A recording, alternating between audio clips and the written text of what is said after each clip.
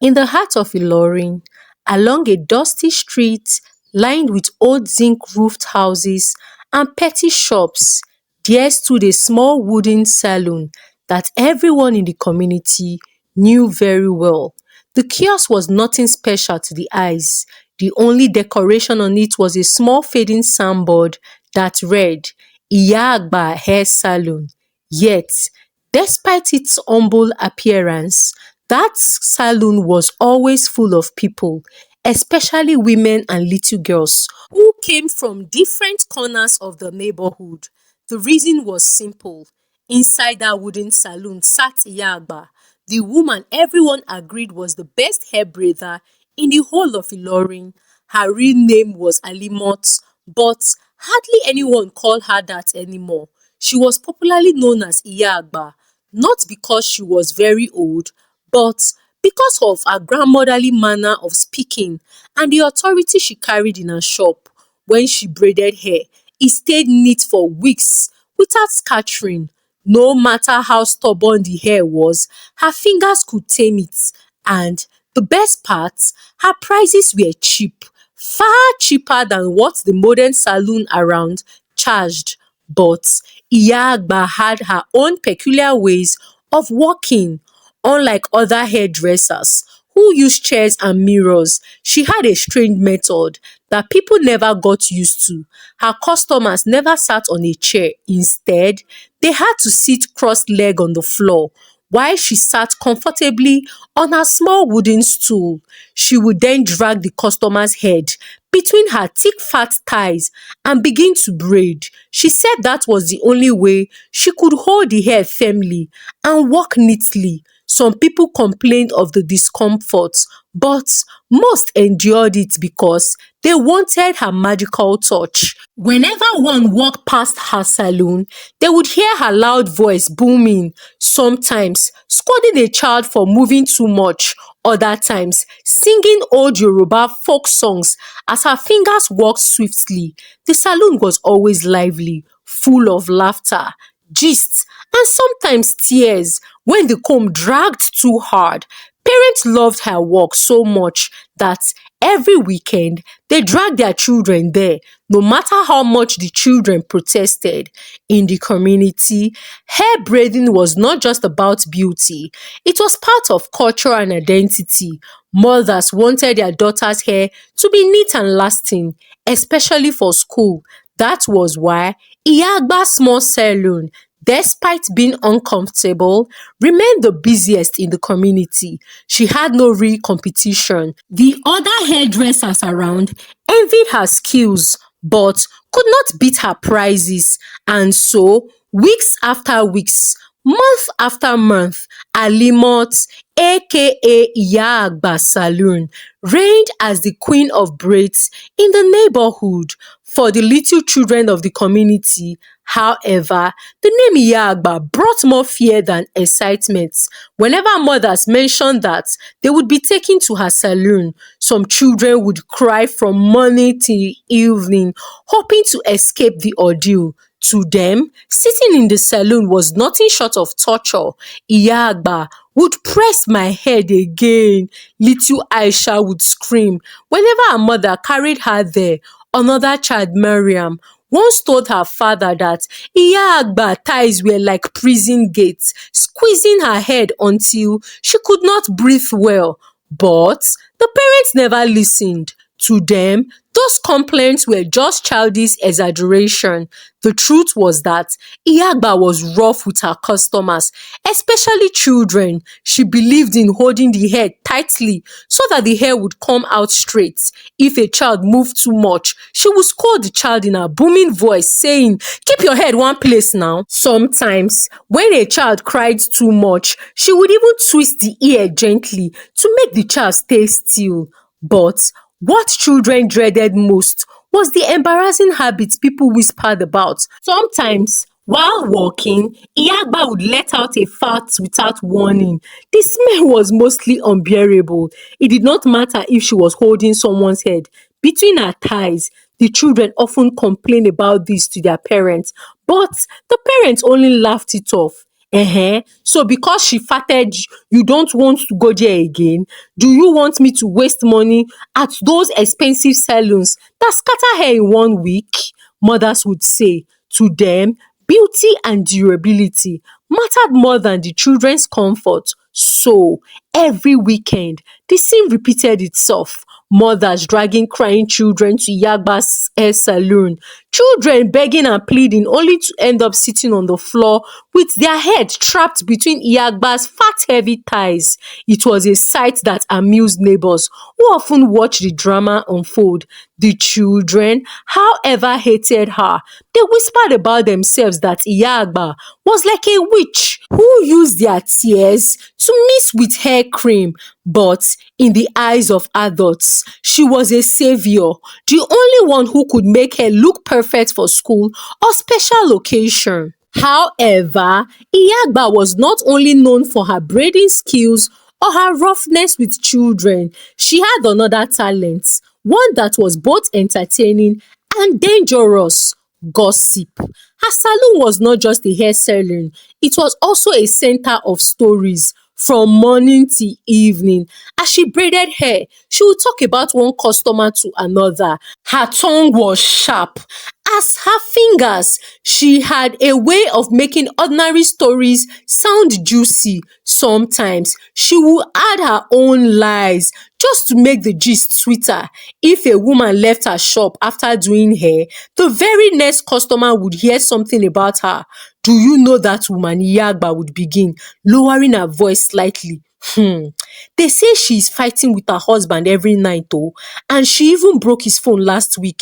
Whatever it was, true or not, never mattered to her. She just wanted to fill the air with gist. The funny thing was that the customers listened eagerly. Some laughed, others shook their heads in disbelief, but none of them ever challenged her. Instead, they nodded and added their own stories. And so, gossip became part of the entertainment in her salon. Many women came not only for braids, but also to hear the latest rumor in town. What none of them realized was the same way Iyagba gossiped about others, she also gossiped about them as soon as they left. She had no loyalty to anyone. In her mind, gossip was like pepper soup. It tasted sweeter when it shared hot. Her habit soon earned her a reputation in the community. People knew that if you wanted your secrets to remain safe, you should never tell them in Yagba's presence. But still, they went to her because her hands were magical and her prices unbeatable. Thus, day by day, gossip became the lifeblood of her shop, and she enjoyed every moment of it. With time, Iyagba's gossiping grew worse. She no longer limited to repeating what she had heard. She began to invent stories. To her, a gist was not sweet enough unless it had some pepper, some extra spice that would make people gasp in surprise. If a customer came in with a new clothes, she would tell the next person, that woman borrowed those clothes so they are not hers. If someone looked tired, she would say, do you know she went to her boyfriend's house last night? That is why she's looking weak. Sometimes she would even mix two different stories together, creating a new one entirely. The community gradually became divided because of her words. Women quarreled with one another, accusing each other of things they had never done. Husbands fought with wives because of suspicion planted by Iyagba's tongue. But still, nobody stopped going to her. The convenience of her cheap, durable braids kept people tied to her shop, even as they feared her gossip. Some women tried to warn her, Iyagba, you talk too much. One day, this your mouth will put you in trouble, they told her. But she only laughed and replied, let the trouble come now. As long as my hands are still strong, people will still come here. Her confidence was unshakable. She believed no one in the community could do without her. She was the queen of braids, and she thought that gave her right to say whatever she wanted. The more warnings she received, the more reckless she became.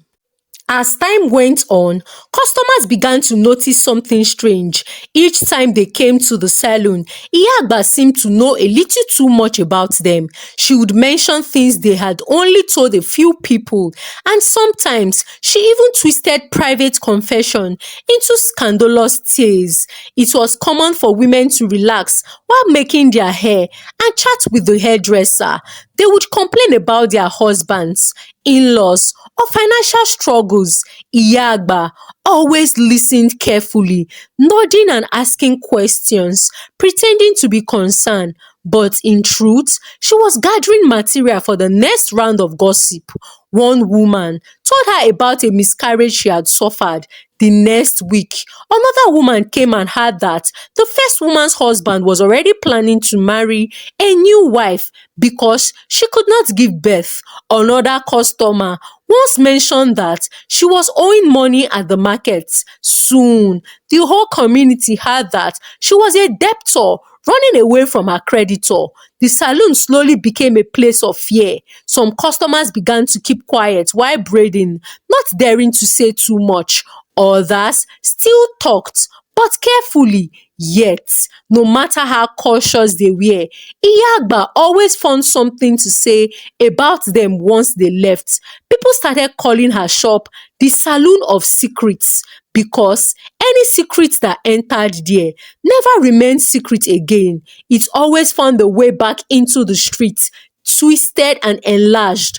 But still, because of her skill with braid, people kept coming, trapped between beauty and betrayal. Meanwhile, in the same community was a young lady named Nike. Nike was different from most women. When others gathered in groups to chat after evening prayers or lingered at market stalls to share gossip, Nike kept to herself. She was slim, with a gentle face and a quiet voice. People often described her as the woman who talked less than her shadow. Nike was not married, but she also did not miss much with men. She spent her days going to the tailoring shop where she worked as an apprentice, then returned home quietly. Many people in the community did not even know much about her family background. She minded her business, so much so that some women called her Oronkoloni, the one who carries her thoughts inside.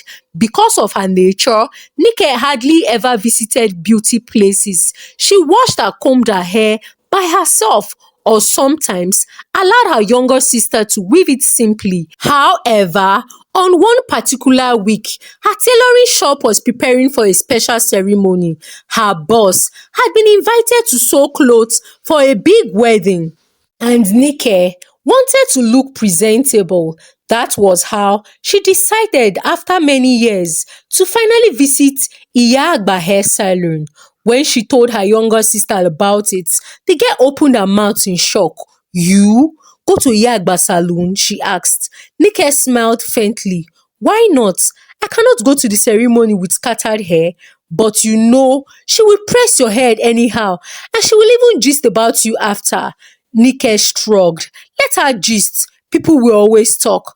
I only need good hair." So, one sunny afternoon, Nike wrapped a small scarf on her head, walked slowly to the famous Mama Iya hair salon. When she entered, the usual noise of laughter and chatter stopped briefly. The women inside turned their heads, surprised to see her there. It was rare to see Nike in such places. She greeted softly and sat down. Alimo, aka Iya herself, looked shocked, but she quickly hid it with her booming voice. "Ah, Nike, so you finally decided to visit my humble shop today. This is a special blessing oh," she said. Nike only nodded politely. She was not one to talk too much. She simply untied her scarf, revealing her natural hair, and said quietly, "I just want simple braids." The other customers watched curiously as Iya prepared to braid Nike's hair. Nobody knew much about this quiet woman, and they wondered what gist might come out of her visit. Nike obeyed the strange routine of the saloon. She removed her slippers and sat on the floor. Iya sat comfortably on her wooden stool and put Nike's slim head firmly between her thighs. The moment her fingers touched the hair, Iyagba began her usual style, talking and talking. She asked Nike questions about her family, her work, her friends, but Nike only gave a short answer: yes, no, or it is fine. After a while, Iyagba grew irritated. She was used to customers who talked freely, who poured out their secrets while she braided. But Nike was different. Her silence felt like an insult, as if she thought herself too important to share anything. Ah, this one that you are quiet like this, Iyagba said loudly. Are you sure you are not keeping secrets from us? Nike smiled faintly.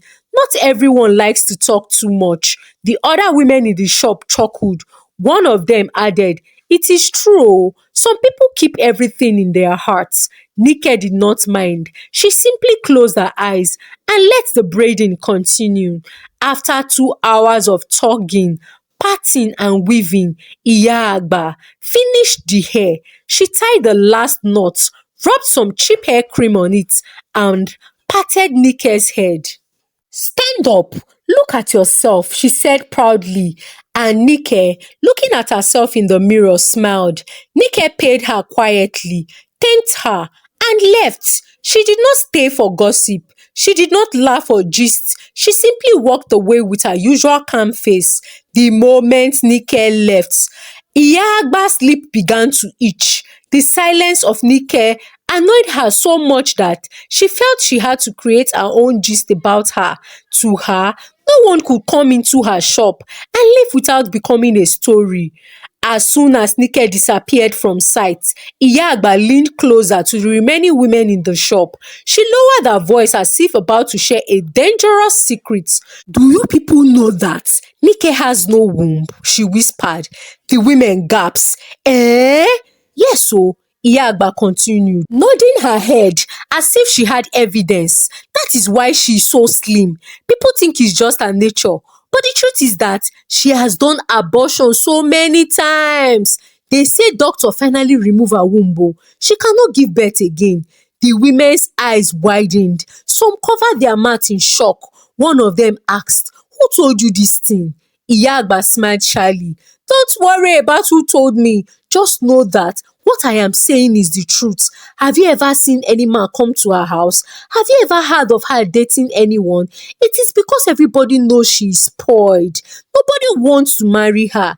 The women shook their heads in pity and disbelief. One said, ah, no wonder. She always keeps to herself. She must be ashamed. The gossip spread like wildfire inside the salon. Each woman carried it out in their hearts, already planning who to tell next. By evening, the story had left the salon and entered the streets. By the next day, it was at the market, the mosque, and even distant corner of the community. Nike, the quiet woman who never disturbed anybody, was suddenly the hottest topic in the community. It began softly. The first time Nike noticed something was wrong was at the well near her house. Two women who used to greet her warmly suddenly kept their distance, whispering behind her back. When she greeted them, they responded with forced smile. Later at the tailoring shop, her colleague began to exchange strange looks. Some of them giggled whenever she passed by. One of them muttered under her breath, see her, with her slim body. Who knows how many abortions she had done? Nike froze. Abortion? She could not believe her ears. She turned sharply, but the girl quickly looked away. The whispers followed her everywhere. At the market, people looked at her. Some even avoided standing close to her, as if childlessness was contagious. Children ran errands while singing small songs, mocking her slim figure. At first, Nike tried to ignore it. She thought it was just normal gossip that would fade with time. But instead of dying, the story grew stronger. New details were added daily. Some people said she once fainted after an abortion and was rushed to a hospital in secret.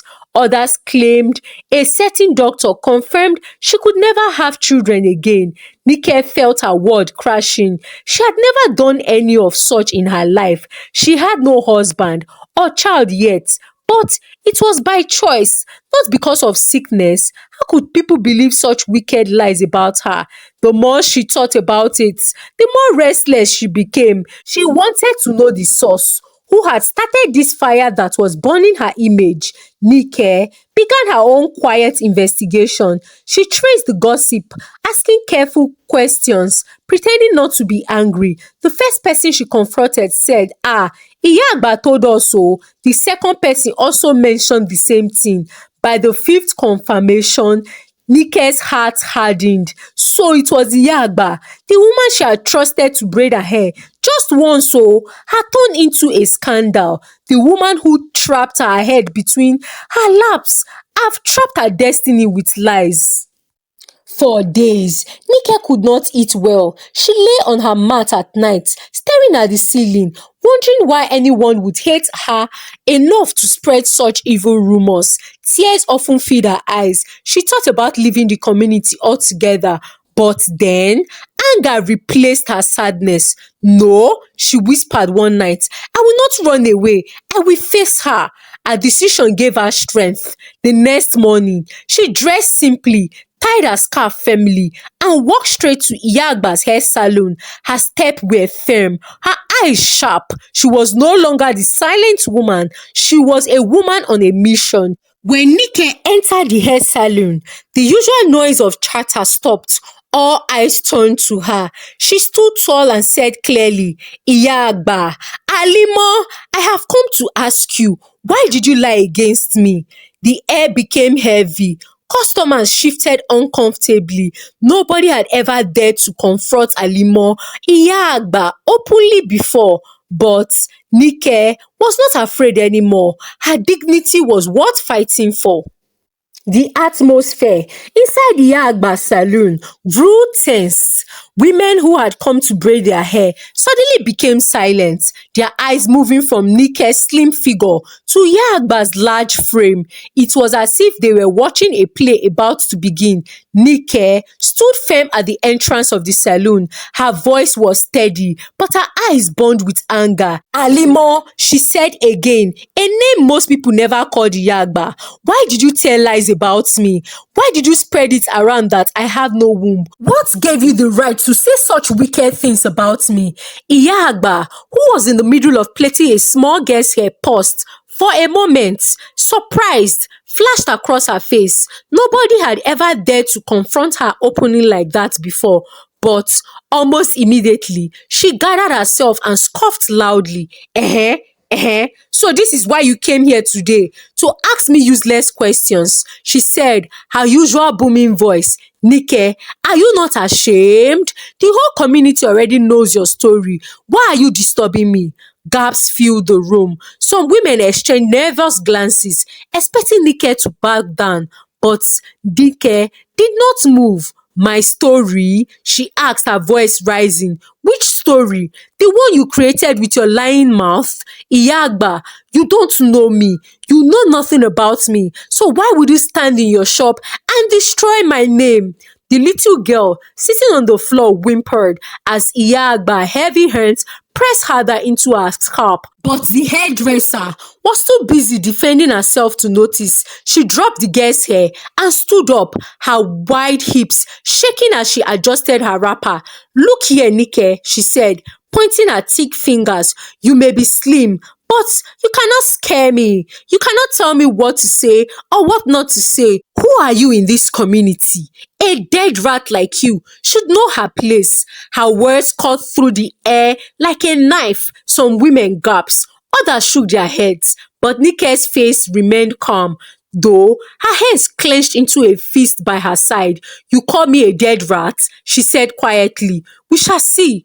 Instead of calming down, Iyagba grew more arrogant. She believed strongly that her size and popularity and her reputation in the community made her untouchable. To her, Nike's boldness was laughable. She stepped closer, towering over Nike, her wide chest heaved as she said, "What will you do if I continue to talk about it, eh?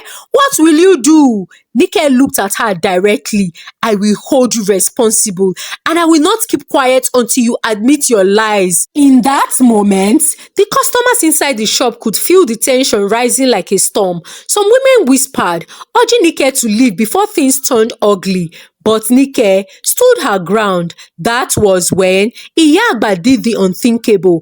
With a loud hiss, she raised her massive palm and landed a hot slap across Nike's face. Pa! The sound echoed through the saloon. Nike staggered slightly, but did not fall. Her cheeks burned red. Her tears welled up in her eyes, not from pain, but from the humiliation of being slapped in front of everyone. The women screamed, "Ha! Iyagba, you went too far." But the hairdresser was not done. She folded her arms across her chest and said proudly, "What can she do? Nothing. She's just like her name, Nike, the silent one. If she make too much noise, I will slap her again and again." Nike touched her cheek slowly. Her eyes narrowed. Inside her, something snapped. For years, she had enjoyed being looked down upon, being called names for her slim body, and now this woman had turned into a public disgrace. She knew she could not walk away. The quiet woman reached her breaking point. The slap ignited a fire in Nike that no one had ever seen before. She dropped her scarf, her slim frame trembling with rage. "You think I am weak because I don't talk too much," she said, her voice sharp like a broken glass. "You think silence means fear? But today you will learn a lesson." Before anyone could stop her, Nike lunged forward. Her hands, tough, slim, were strong from years of tailoring work, cutting clothes, pulling needles, carrying bundles of fabrics. She grabbed Iyagba by the wrapper and pushed her back against the wooden wall of the saloon. The entire saloon erupted in chaos. Some women screamed and ran outside to call neighbors. Others stayed eager to see what would happen. Children shouted, their little voices mixing with the noise. Iyagba was shocked. She did not expect resistance. She tried to shove Nike away with her large arms, but Nike was quicker, ducking and striking her across the face. Bossa! The sound of Nike's palm echoed. Crowd outside began to gather, curious about the commotion. "You slapped me because you thought I am nothing?" Nike shouted as she struggled with her. "But today, you will carry the shame you gave me." The fight spilled out of the saloon into the open streets. By now, dozens of people had gathered, forming a wide circle around the two women. Some shouted for them to stop. Others clapped and cheered. Thrilled by the drama, Nike moved like a wild wind, her slim body full of unexpected strength. She rained blows on Yaba, who was heavy and slow. Every time Yaba tried to grab her, Nike twisted free and landed another strike. "Yay!" Yaba cried as Nike pulled her wrapper, exposing her thick thighs. The crowd roared with laughter. The once feared queen of braids was stumbling like a drunk woman, her dignity scattered on the ground. "Ah, see fight oh!" someone shouted. Slim Nike is beating Iyagba like a small pikin oh. The humiliation burned Iyagba's pride. She tried to fight back with her weight, rushing at Nike like a bull. But Nike sidestepped and shoved her so hard that she fell against the saloon, breaking one of its wooden panels. At one point, Nike landed a blow directly on Iyagba's left arm. A sharp cracking sound followed. "Ah, my hand!" Iyagba screamed, clutching it in pain.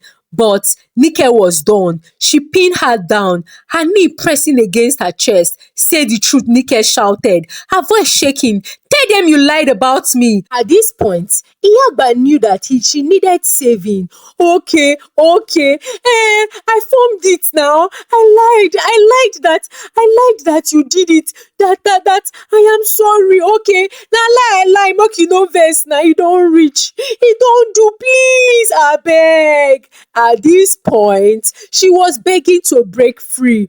By the time Nike let go, Iyagba's face was swollen, her wrapper torn, and her left hand bent awkwardly. Nike stood panting, her eyes still blazing with fury. For the first time in history, the Queen of Braid had been beaten blue-black by the very woman she once mocked as a dead rat.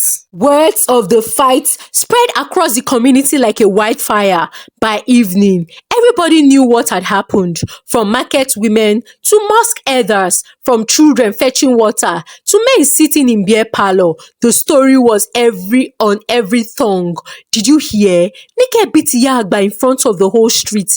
Eh? That slim small girl? How? She fought like a lioness. She disgraced Yagba completely. Oh, the once feared gossip of community became the laughing stock. People mocked her swollen face and her broken arms. Some even mimicked the way she cried during the fight. Children composed a small song about her downfall, chanting, "Iyagba don chop beating o, no more gossip again." But the worst blow was not the laughter. It was the sudden silence in her salon. For the first time in years, customers stopped coming. Mothers who used to drag their daughters there found excuses to go elsewhere. Some said they feared her tongue. Others claimed that they could not trust her again. Her wooden salon stood empty, the once busy chatter replaced with a lonely silence. Her injured hand made it impossible for her to braid, and even if she tried, nobody was willing to sit on the floor between her thick fat thighs anymore. In the quiet of her house, Iyagba nursed her broken hand and her broken pride. She never imagined that her downfall would come so suddenly, and from the woman she thought too weak to fight back. But now, Alimo, aka Iyagba, the Queen of Braid, had fallen. Thank you for watching this story. I hope you enjoyed watching. Kindly share with us in the comment section the valuable lessons you have learned from this story. As we interact in the comment section, like this video please, and kindly remember to please share out this video to your loved ones. Until I come your way again with another story, for now, from me, it is bye.